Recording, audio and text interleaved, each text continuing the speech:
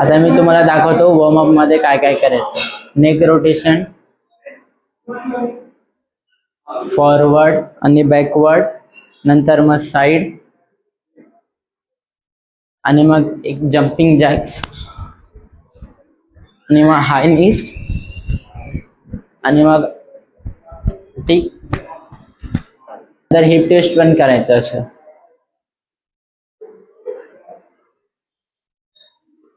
Heap rotation. आता काही जण असं करतात, पूर्ण ह्याला पायाला असं टच करतात, ह्याच्याने तुम्ही हिपचं रोटेशन करतात, पण आपल्याला स्पाइन रोटेशन करायचं म्हणून थोडस बेंड व्हायचं आणि असं.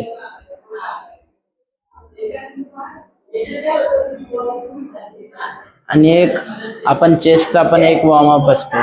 प्लांट टोसला थोडस असं उंच घ्यायचा, प्लांटर फ्लेक्शन, आणि हात असे लांब करायचे.